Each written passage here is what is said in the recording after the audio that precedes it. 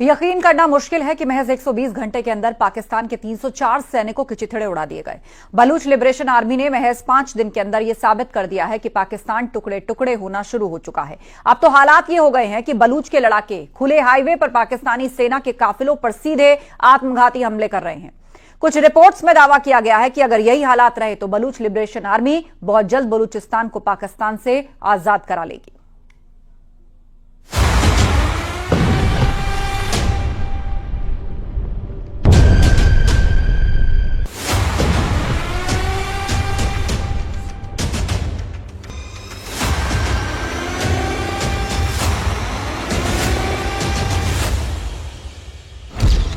BLA का आत्मघाती हमला, पाकिस्तानी सेना के उड़ाए चीथड़े। पिछले 5 दिनों से बलूच लिबरेशन आर्मी के लड़ाके पाकिस्तानी सेना के चीथड़े उड़ाने में जुटे हुए हैं। यकीन करना मुश्किल है, लेकिन बीएलए के लड़ाकों ने साबित कर दिया कि वो जब चाहेंगे, जहां चाहेंगे, पाकिस्तानी सेना पर खूनी हमले करते रहेंगे। हम आपको बलूच लिबरेशन आर्मी के वो हमले दिखा रहे हैं जिसने पूरे पाकिस्तान को खून के आंसू रुला दिया है। हम आपको दिखाने जा रहे हैं कि पाकिस्तानी सेना पर बलूच आत्मघाती लड़ाकों ने जिस तरह का हमला किया है, उससे साबित हो गया है कि बहुत जल्द पाकिस्तानी सेना को बलूचिस्तान से भागना ही पड़ सकता है। 11 मार्च को जहां बीएलए ने पाकिस्तानी सैनिकों से भरी ट्रेन को हाईजैक करके 214 पाकिस्तानी सैनिकों को मार डाला था, वहीं दूसरी तरफ 16 मार्च को क्वेटा से 150 किलोमीटर दूर नोशकी में 90 पाकिस्तानी सैनिकों से भरी बस को उड़ाकर उन्हें मार डाला है। बलूच लिबरेशन आर्मी के हमलों की टाइमिंग और तरीकों को लेकर पाकिस्तानी सेना में कोहराम मचा हुआ है।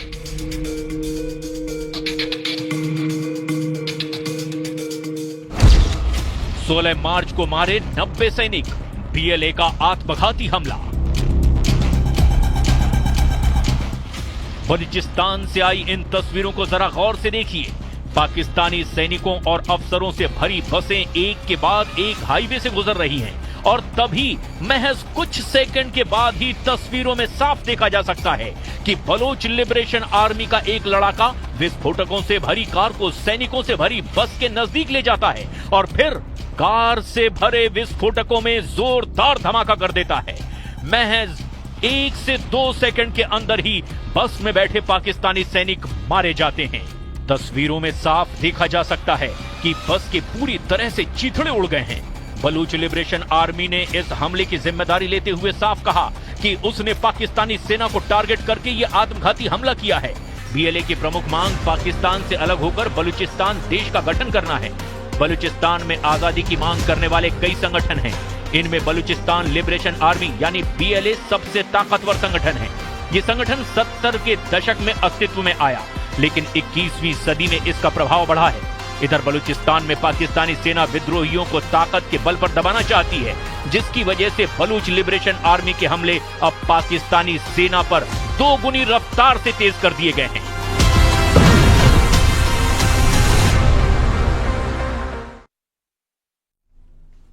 पिथौरागढ़ के ऊंचाई इलाकों में एक बार फिर से भारी बर्फबारी हुई है। गुंजी में बीते रोज रुक रुक कर बर्फबारी हो रही है।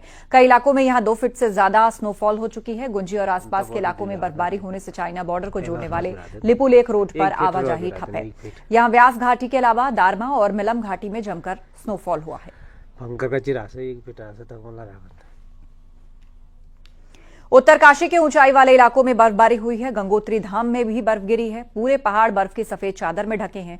तो वहीं मौसम विभाग का कहना है कि अभी ऊंचाई वाले इलाकों में और बर्फबारी हो सकती है और स्नोफॉल के बाद पहाड़ों में कड़ाके की ठंड फिर से लौट आई है। बर्फबारी देखने को मिल रही है। इस समय गंगोत्री धाम में हमें गंगोत्री धाम का नजारा आप देख सकते हो। किस तरह से जो बर्फ है गंगोत्री धाम मंदिर के ऊपर है और ये पहाड़ी है, इसके पीछे पूरी तरह से बर्फ से लकदक है और कितनी खूबसूरत यहाँ घाटी है, यहाँ धाम है, जो बर्फबारी के बाद और सुंदर नजर आता है। आप तस्वीरें देख सकते हो किस तरह से जो देवदार के पेड़ है पूरी तरह से बर्फ से ढके पड़े हैं और ऊपर का नजारा हम गंगोत्री की जो ऊंची पहाड़ियां है उसका नजारा अगर आपको दिखाएं तो इस समय वहां पे बर्फबारी हो रही है और लगातार पिछले 2 दिन से मौसम इसी तरह का बना हुआ है और अच्छी खासी बर्फबारी ऊपरी क्षेत्र हो या फिर गंगोत्री धाम में रात के समय हो रही हो। आने वाले समय में भी मौसम विभाग का यही कहना है कि जो गंगोत्री धाम में अच्छी खासी बर्फबारी देखने को मिल सकती है। अलबी परमार, न्यूज 18, गंगोत्री धाम, उत्तरकाशी। पहाड़ में सीजन की सर्दियों में भले ही बिना बारिश और बर्फबारी के गुजर गई हूं, लेकिन मार्च में हो रही बारिश और बर्फबारी कई मायनों में राहत लेकर आ रही है। ऊंचे इलाके में स्नोफॉल हो रहा है, जहां ग्लेशियर्स के लिए ये किसी वरदान से कम नहीं। वहीं मौसम का ये बदला मिजाज जल संकट से भी कुछ राहत दे सकता है।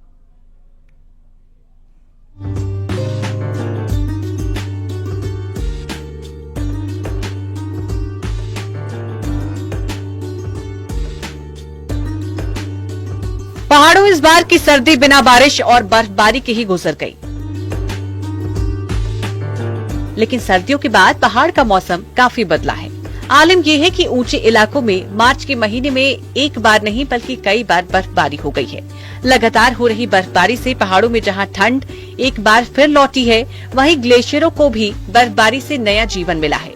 हालात ये है कि मार्च से पहले जो ग्लेशियर पूरी तरह काले नजर आ रहे थे, अब वो सफेद चांदी की तरह चमक रही है।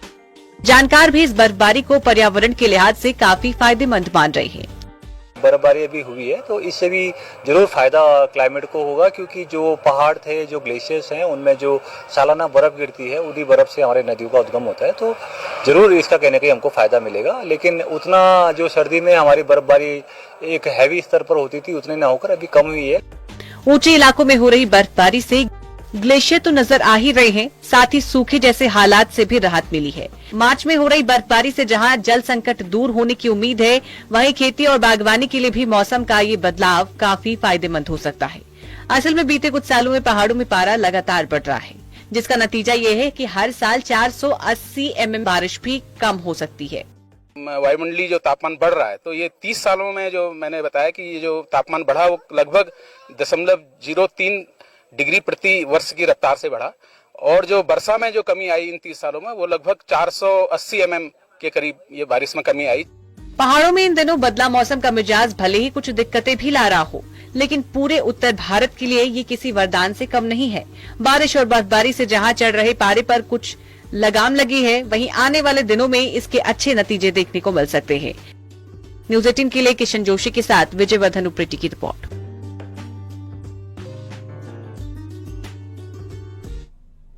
सूबे में कई जगहों पर मौसम का बदला मिजाज देखने को मिला है, जिसके चलते बारिश हुई और ओले गिरे। हम आपको दो जगहों की तस्वीरें दिखाने जा रहे हैं। ये तस्वीरें हैं अंबेडकर नगर और अयोध्या की। अंबेडकर नगर के कई इलाकों में ओले गिरे, जिससे किसानों की फसल को भारी नुकसान होने की आशंका है। ओले गिरने का सरसों, चना, मटर, गेहूं की फसल पर असर पड़ेगा। तो अयोध्या और अंबेडकर नगर में किस तरह बारिश के साथ ओले गिरे हैं, उसकी तस्वीर हम आपको दिखा रहे हैं। ओले गिरने से फसलों को नुकसान हो सकता है, जिसमें खास तौर पर सरसों, चना, मटर और गेहूं की फसल शामिल हैं।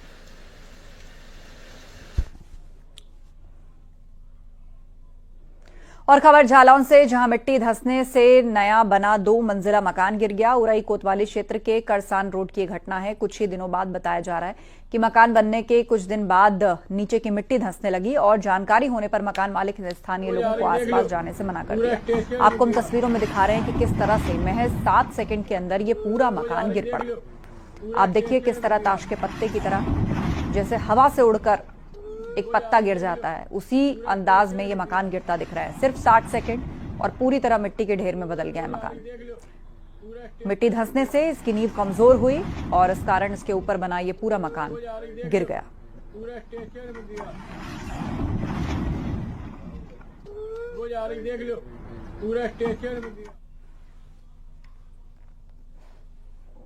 और खबर ललितपुर से, जहां खेतों में विशालकाय मगरमच्छ दिखने से हड़कंप मच गया। थाना जखलौन इलाके के जीरोन गांव की घटना है और बताया गया है कि जीरोन गांव में आज सुबह जब ग्रामीण खेतों पर काम करने के लिए गए तो उन्हें खेत में विशाल मगरमच्छ दिखाई दिया। ग्रामीणों ने तत्काल घटना की खबर वन विभाग और पुलिस को दी।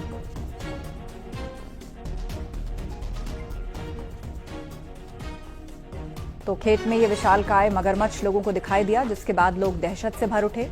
ललितपुर की ये घटना है। ग्रामीणों ने फौरन इसकी सूचना वन विभाग और पुलिस को दी है।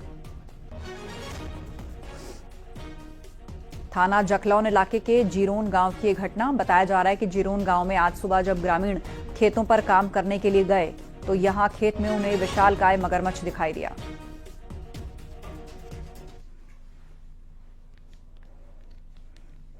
मथुरा में भगवान रंगनाथ का 10 दिवसीय ब्रह्मोत्सव शुरू हो गया है और इस दौरान भगवान रंगनाथ सोने और चांदी से बनी पालकी में विराजमान हुए। मौके पर मंदिर परिसर में बड़े बगीचा तक शोभा यात्रा निकली, जिसमें हजारों भक्त शामिल हुए।